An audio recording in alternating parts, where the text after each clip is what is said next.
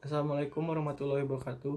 Perkenalkan, nama saya Muhammad Genta Iqbal, BP 1910921026. Perwakilan dari kelompok 3, Praktikum Mekanika Fluida dan Hidrolika.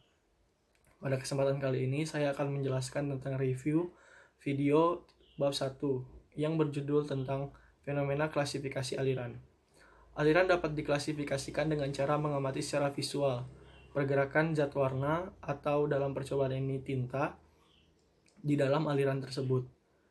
Jika pergerakan zat warna di dalam aliran tersebut sejajar dan lurus, maka dapat disimpulkan bahwa aliran tersebut adalah aliran laminer. Namun, jika pergerakan zat warna tersebut menyebar dan bergaul, maka disimpulkan bahwa aliran tersebut adalah aliran turbulens.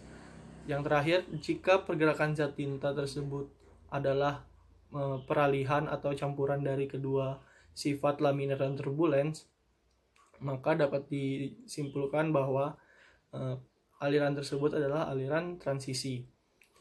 Yang kedua, cara pengklasifikasian aliran dapat dilakukan dengan cara teoritis, dengan mengamati atau menghitung bilangan Reynolds yang berada dalam aliran tersebut. Jika bilangan Reynolds tersebut lebih besar dari 2000, maka aliran tersebut adalah aliran turbulens. Dan jika berada di antara 2000 dan 4000, maka aliran tersebut adalah transisi. Yang terakhir, jika aliran tersebut lebih dari 4000, maka aliran tersebut adalah aliran laminer. Yang kedua, poin kedua adalah tujuan percobaan. Jelas, tujuan percobaan kita kali ini adalah mengamati dan mengklasifikasi sifat aliran secara visual dan teoritis, sebagaimana yang sudah saya jelaskan tadi. Yang ketiga adalah peralatan yang akan digunakan. Yang pertama adalah Osborne-Reynolds apparatus, yang kedua adalah stopwatch, yang ketiga adalah gelas ukur, yang keempat adalah termometer, dan yang kelima tinta, dan yang keenam adalah ember. Langkah-langkah. Yang pertama, isi reservoir tinta dengan tinta. Lalu, isi alat Osborne-Reynolds apparatus dengan air. Yang kedua, buka tuas keran reservoir tinta dan pastikan tinta mengalir melalui jarum injeksi. Lalu, putar keran outlet secara perlahan sambil perhatikan arah gerakan tinta yang keluar pada bagian pipa di bagian tengah Osborne-Reynolds apparatus. Jika aliran bergerak secara sejajar, maka aliran tersebut adalah laminer. Jika bergalau atau menyebar, maka aliran tersebut adalah aliran turbulen. Yang terakhir, jika aliran tersebut adalah peralihan dari kedua sifat tadi atau campuran dari kedua sifat tadi, maka aliran tersebut adalah aliran transisi. Setelah aliran didapatkan, maka hitung debitnya dengan cara menampung air keluar dari keran outlet dengan gelas ukur sebanyak 500 ml. Catat waktu pengisian aliran tersebut dengan stopwatch. Terakhir, lalu ulang langkah tadi untuk mendapatkan jenis aliran yang berbeda. Sekian dari saya. Semoga bermanfaat. Maaf bila ada kesalahan. Wabillahi taufiq wal hidayah. Wassalamualaikum warahmatullahi wabarakatuh. Hai, perkenalkan nama saya Aulanda Perdana Putri, BP 1910922057. Kali ini aku akan menjelaskan tentang bab 2, yaitu stabilitas benda terapung. Stabilitas benda terapung pada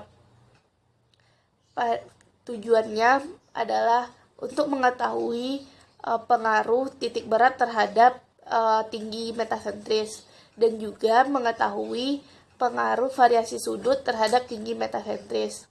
Baik, peralatan percobaan yang digunakan, yang pertama itu kapal Proton atau model kapal yang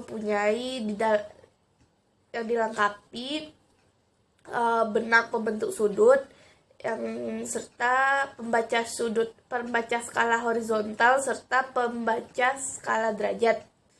Dan juga yang kedua yaitu massa timbang. Alat yang ketiga yaitu penggaris, alat yang keempat yaitu timbangan. Percobaan pada stabilitas benda terapung ini, yang pertama kita harus menimbang massa lintang atau mengukur berat massa lintang. Yang kedua, mengukur berat model kapal atau kapal poton tanpa massa lintang.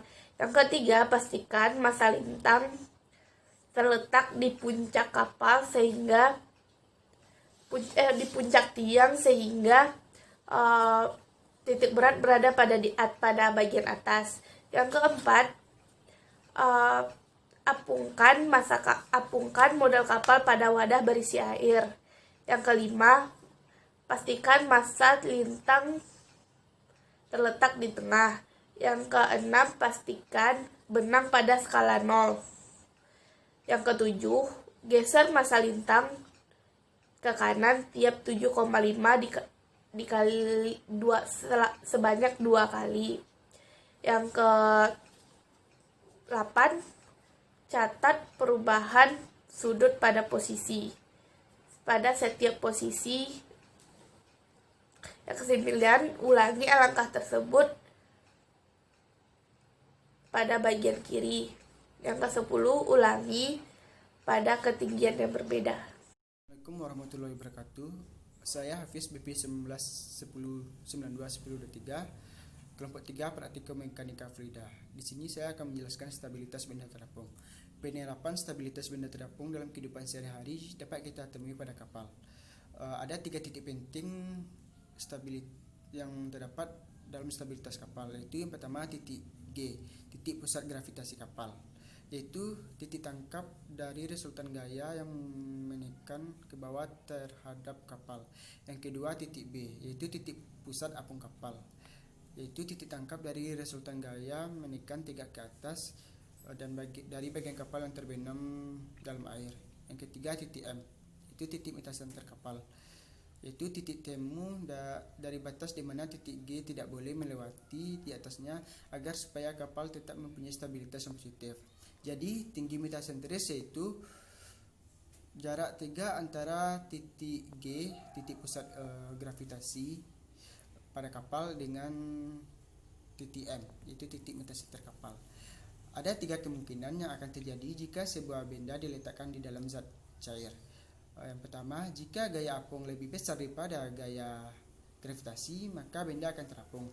Yang kedua, jika gaya apung lebih kecil daripada gaya gravitasi, maka benda akan tenggelam. Dan yang ketiga, jika gaya apung sama besarnya dengan gaya gravitasi, maka benda akan melayang. Pada sebuah benda yang terapung akan terdapat 2 buah kestabilan. Yang pertama, stabilitas melintang, bertujuan untuk mencegah kapal untuk terbalik.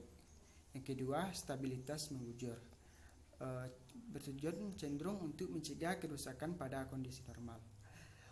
Penerapan kesetimbangan benda terapung pada kapal yaitu pada pembuatan lambung, perahu atau kapal, tentu saja dengan perhitungan yang teliti mengenai keseimbangan, sehingga kapal tersebut akan aman untuk digunakan saat berlayar. Gaya apung dan gaya berat kapal harus berada pada garis yang sama, sehingga didapatkan momen nol. Sebuah kapal dapat berada dalam posisi sudut kemiringan maksimal tanpa terbalik. Namun, apabila melebihi sudut tersebut, ia dapat tenggelam. Baiklah, Assalamualaikum warahmatullahi wabarakatuh. Perkenalkan, Uda, Uni, dan rekan-rekan semua. Nama saya Faras Muhammad Rafa, nomor BP 1910923052 dari kelompok 3 Praktikum Mekanika Fluida tahun 2020. Di video kali ini saya akan menjelaskan tentang bab 3, yaitu pusat laju tekanan, pusat laju aliran, dan beda tekan. Jadi untuk yang pertama yaitu tujuan. Yang pertama tujuannya yaitu mengetahui besarnya pusat laju aliran pada venturimeter, orifice meter, dan rotameter. Lalu tujuan yang kedua yaitu mengetahui beda tekan pada venturimeter, orifice meter, rotameter, diffuser, dan elbow. Lalu untuk alat-alat yang digunakan untuk bab 3 ini ada 2, yaitu gravimetric bench dan flow measurement apparatus. Dan ada beberapa bagian yang akan saya sebutkan. Yaitu bagian yang pertama ada venturimeter. Venturimeter ini adalah alat untuk mengukur kecepatan aliran zat cair di dalam pipa. Lalu ada orifice meter. Orifice meter ini alat untuk mengukur laju aliran volume atau massa fluida di dalam pipa. Jadi memang venturimeter dan orifice meter ini memang agak-agak mirip ya, tetapi sebenarnya ini adalah alat yang berbeda dan fungsinya juga terlihat mirip, tapi bila kita melihat detailnya itu akan berbeda. Lalu yang ketiga ada diffuser, yaitu alat untuk memberikan tekanan. Lalu ada rotameter, alat untuk mengukur laju aliran volumetric fluida di dalam tabung tertutup.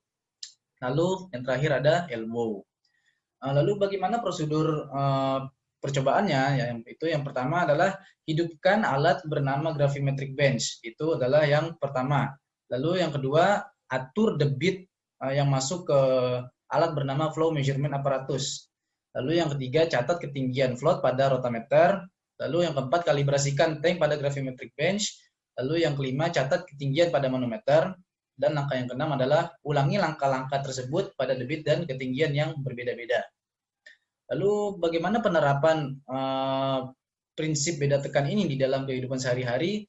Mungkin kita sering melihat alat-alatnya ya, tetapi mungkin secara tidak sadar kita tidak mengetahui. Itu ada di dalam parfum, botol parfum dan juga botol semprotan nyamuk. Ya, jika kita lihat, jika kita akan menggunakan parfum misalnya, kita tentu akan menekan tombol di atasnya untuk mengeluarkan isi cairan dari botol tersebut. Misal botol parfum kita tekan. Nah, otomatis tekanan di dalam botol parfum tersebut akan naik dan meningkat. Dan hal ini akan memicu zat-zat cair yang ada di dalam botol tersebut untuk naik ke atas dan keluar ke udara. Jadi, mungkin itu saja yang dapat saya sampaikan. Kurang dan lebihnya mohon maaf. Assalamualaikum warahmatullahi wabarakatuh.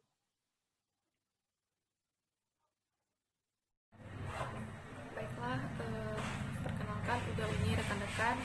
Saya Najwa Aizudin Nasution dari kelompok 3 akan melanjutkan review tentang video yang telah diberikan, yaitu pada bab 4 pusat tekanan hidrostatik. Nah, pada bab ini tujuannya kita akan mempelajari tentang hubungan antara gaya hidrostatik dan beban pada saat bidang sepenuhnya terendam maupun sebagian terendam.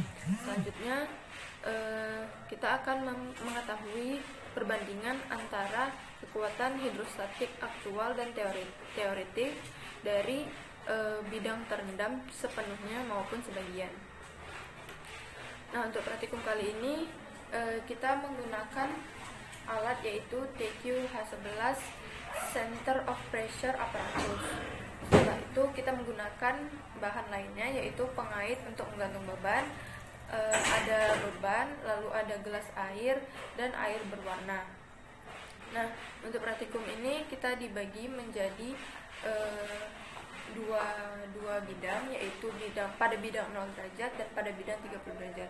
Untuk bidang 0 derajat itu hal yang kita lakukan pertama kali yaitu menyentring alat dengan cara menggeserkan pada kaki dari alat tersebut sampai gelembung pada kotak LiPo itu berada di tengah-tengah kotaknya.